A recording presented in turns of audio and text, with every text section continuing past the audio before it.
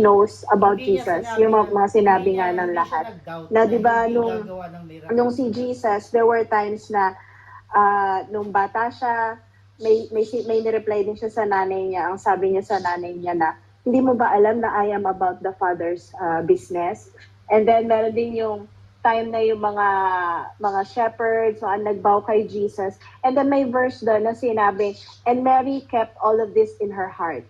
Lahat ng mga bagay na about Jesus, about yung mga mga bagay na sinasabi ko kay Jesus. So in her heart, she knows that Jesus is more than a regular person, a regular man. This is why yung response niya dun sa tanong ni Jesus is a response of faith instead of a response of being offended. So parang sa atin din, what do we know about Jesus will define our response in the situation or dito sa mga sa nangyayari sa paligid. So parang sa mga share kanina na na sino ba yung unang tatakbuhan? And ang tanong dito is gaano ba natin kakilala si Jesus for us to push through or to come to him in spite of sa mga problems, sa mga nangyayari sa paligid. So, ang dito is sometimes God asks certain questions to push our faith, I would say, and how we would respond in faith. So, naalala ko minsan pag may tanong din ako kay Jesus, nagpe-pray ako. Tapos, Lord, may tanong ako, may ganito yung problema.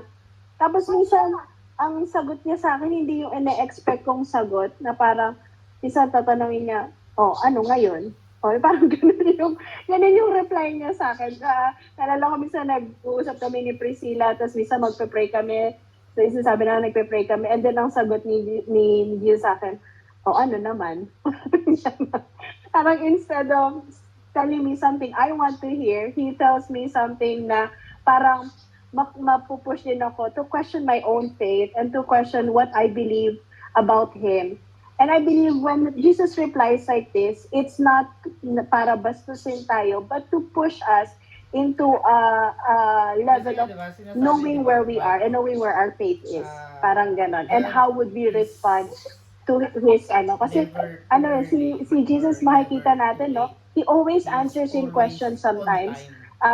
Di ba, nung si Adam and Eve nagkasala, alam na naman kung nasan sila eh. But sabi, asan si Eve, asan kayo? Bakit mo ginawa to? Because he wants us to confront kung ano yung questions din natin and for us to say kung ano yung nasa puso natin, I would say. So, yun yung sagot ko dun sa number 2 muna. Na parang why does Jesus answer in certain ways na we feel offensive or we feel na parang hindi naman to Lord yung ina-expect kong sagot mo dito sa sinasabi ko. But again, the heart of God, the heart of Jesus is always for us and for us to see where we are in our faith also.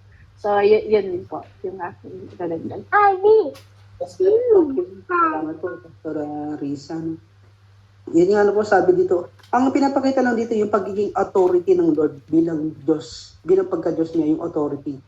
Diba? At tayo bilang mga tao, ang hinihingi ng Panginoon sa atin ang pure and humble heart. Kasi na-experience ni Lord, di ba, nabanggit ni Pastor Arisa kanina about Adam and Eve. Ano bang ginawa nung dalawa, di ba? Instead na magsabi ng totoo, nagtago, and then nag-lie sila. Di ba? So, dito, naranasan ng Panginoon yung kalikasan ng tao. Di ba? Hindi yung pagpapakumbaba.